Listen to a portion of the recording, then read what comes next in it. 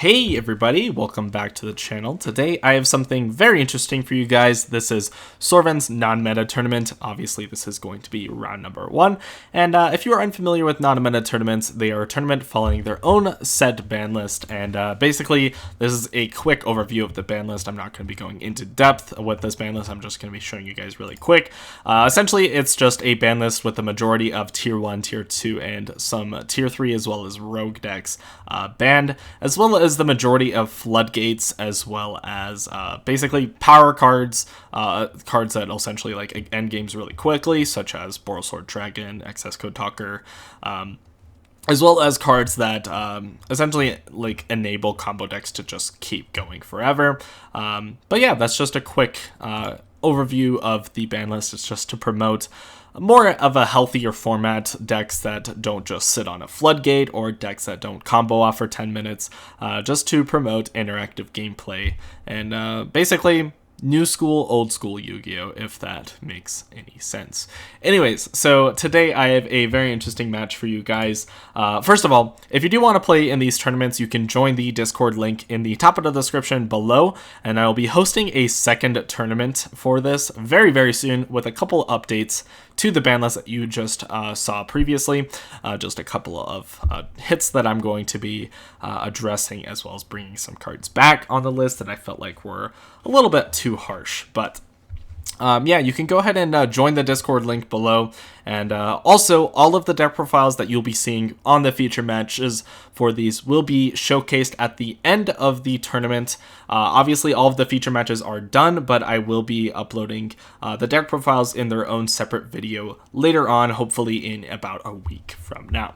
So that's where the deck profiles are going to be. So anyways, for this match, we have Dave up at the top playing ABC. And so you may recognize some players from the Southern Utah Online Locals that I do host on my channel as well.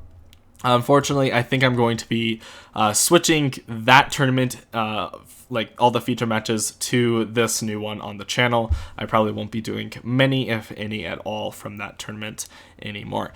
But yeah, Dave is up at the top on ABC and Conman at the bottom with Dark Magician. So let's go ahead and get into this match. Looks like Conman wins rock, paper, scissors, and he is going to be opting to go first, which is pretty likely. That makes sense. So it looks like Spellbook of Knowledge is coming down here, starting off by discarding a Spellcaster monster and going ahead and drawing 2 cards.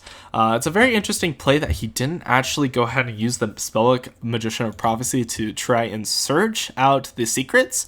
I'm actually unsure about how many copies of Prophecy he's on. Let me see if I can get his deck list, because I'm actually very interested in how many copies he's on of Spellbook of Prophecy. I'm going to pull up their deck lists, both of their deck lists here, so that I can view them for myself. But it looks like he's just going to set a Eternal Soul, a Call by the Grave, and a Magician's Navigation to end his turn. But yeah, it looks like he is on, a single copy of Prophecy, so I guess that makes sense. It's just a very interesting play that he didn't go ahead and try to normal summon it to search out a copy of like Spellbook of Secrets, so he could maybe, like, you know, thin his deck out a little bit, since his normal summon was pretty much unimportant. I feel like that could be probably a better play, maybe, since he didn't use his normal summon, plus it's, you know, at least a 500 attack monster, but chunk block a little bit of damage, but I'm unsure about that. Maybe it isn't the right play. I don't know. I'm not really too big of a Dark Magician enthusiast or anything like that. But Union Hanger is going to be dropped down here, and he's actually going to go with an A, which is actually a pretty bad mistake, I will say, because if you actually go A, then you can't really make... Oh, wait, I guess you can. You can still make it. So you do have to actually equip the Union Driver here, banish the Union Driver, and get into B, and then B can summon itself. So it looks like he's going to get the Union Driver and banish it for the B. And so, assuming that he knows the combo correctly, the B can summon itself, and then you can link these off into a Gold Gadget, or the Platinum Gadget. That's the new one. And then special the C, and then you can make a Buster Dragon.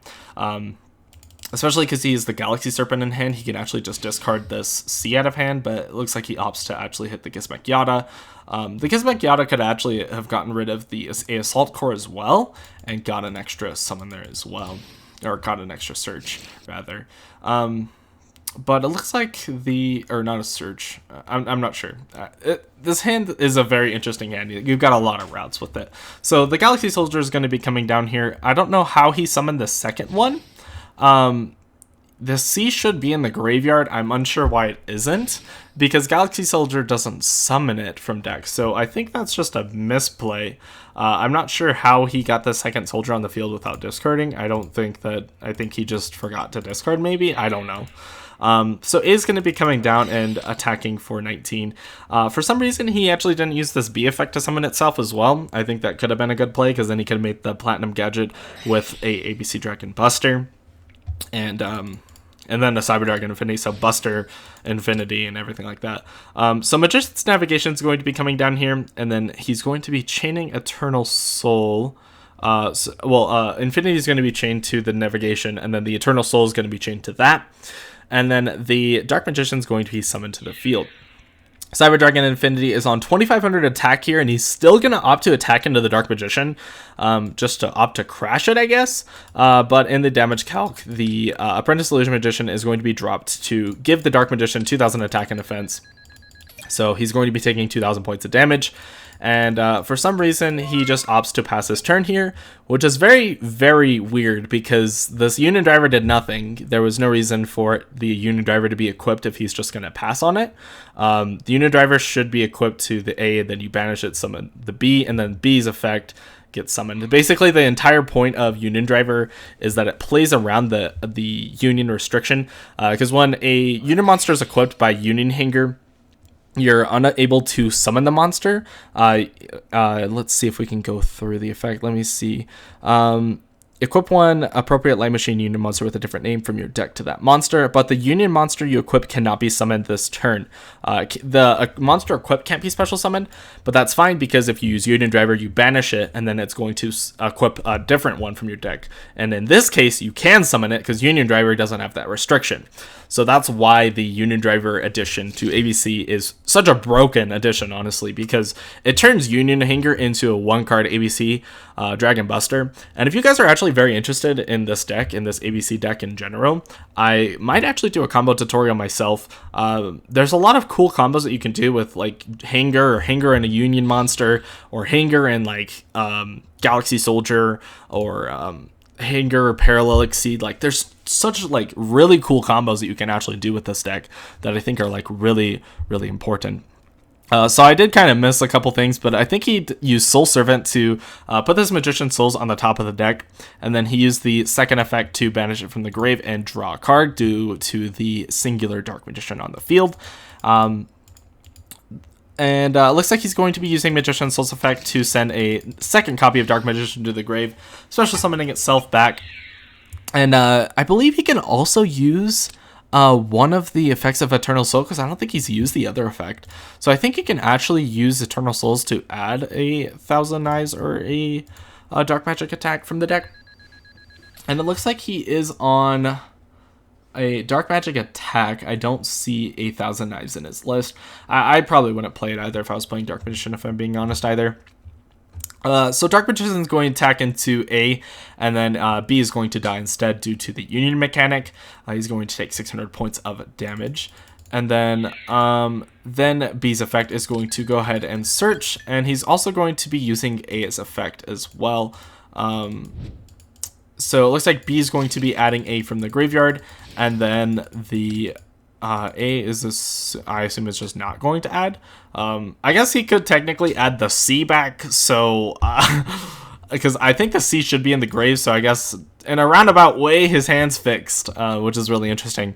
Diabolos is going to be activated here, which is actually going to be banishing ABC Dragon Buster from the extra deck.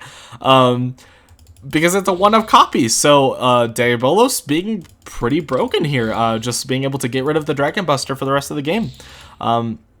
And then it's going to be banishing the top card of the deck. I believe this is like a really interesting card because once returned, detach, and then you get to banish a monster from their extra deck. And then I believe it's like if a card your opponent owns and possesses is banished. That's a really interesting phrase. Then you can banish the cards from the top of your opponent's deck equal to their face down banish cards. So I guess it just banishes one face down. Really interesting that Diabolos does that.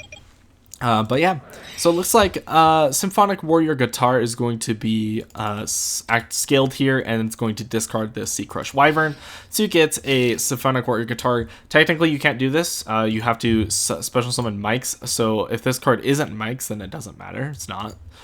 Because... Well, it's not going to matter because he's just going to link off with it anyways. Like, he's just going to summon this A here, and then Union Hanger is going to equip Driver. Driver is going to go ahead and get him into a B, and he's just going to link it all off into a Nightmare Cerberus. So it really didn't matter if this guitar was a Mike's or not. Also, this should be in the extra deck, but I don't think it really matters.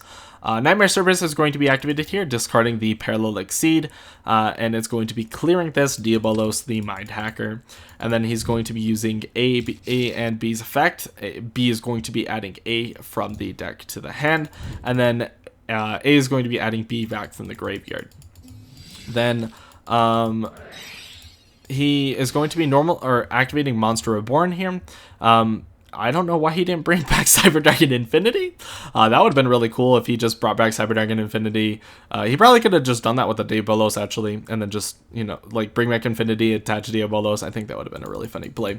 But he opts not to do that. And then a Nightmare Cerberus and A are going to be linked off into a Phoenix, which will be discarding this A, and then he's going to be chaining Eternal Soul to search for Dark Magic Attack, and it's going to get destroyed off its own effect. So I guess it didn't really matter which way he destroyed the Eternal Soul.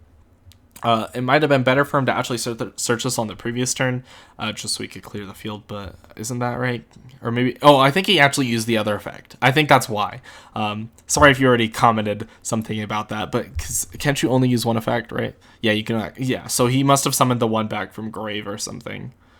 And... Oh, wait, no, maybe not. I'm not sure. I don't remember. I don't recall the previous turn. But if that's what happened, I guess that's what happened.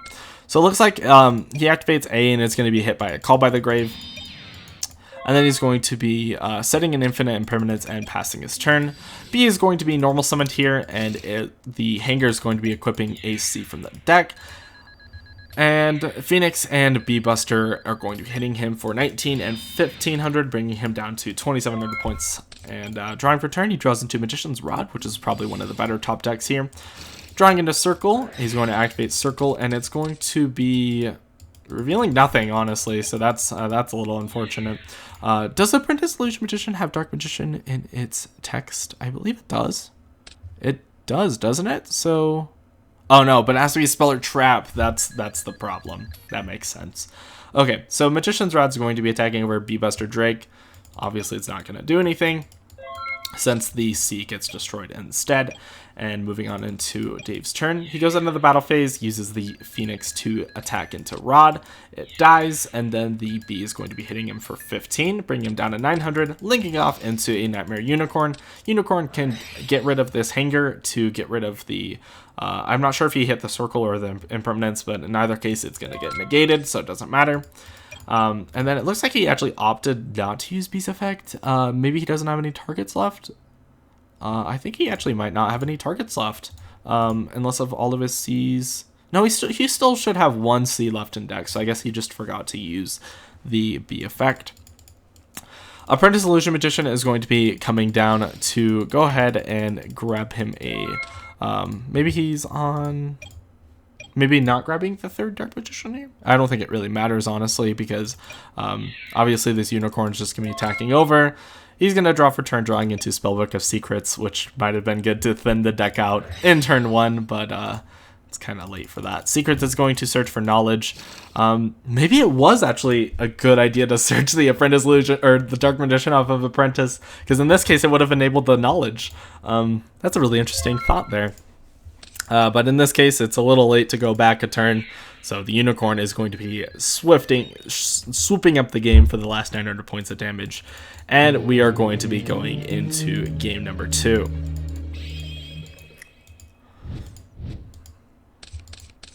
Alright, so it looks like Command is going to be starting game number 1 off similarly to how he started game number 2. So Galaxy Soldier is going to be summoned here by discarding the Gizmek Yacht out of the hand, and for some reason he just summoned Galaxy Soldier from the deck yet again. I'm not sure why. that's not what Galaxy Soldier does. It adds a Galaxy monster, not specials. So, yeah. He could have got to the Infinity by using this Reborn. So hopefully it's not a big thing in this game. Unauthorized Reactivation is actually a really, really cool card in this deck. Being able to equip any Union Machine monster from the deck to a machine type monster you control is super strong. Unfortunately, he picks pretty much the worst one to pick on your opponent's turn, because if you equip A, B, or C, you can get Spell Trap or Monster Protection, because it makes the monster unaffected by the card, depending on which ABC piece you equip to your machine monster. Unfortunately, Union Driver doesn't perform any sort of protection other than it doesn't die. The Infinity doesn't die by card effects, but that's fine. Apprentice Illusion Magician is summoned here, and then the Magician Souls is going to be normal summoned, I think that was.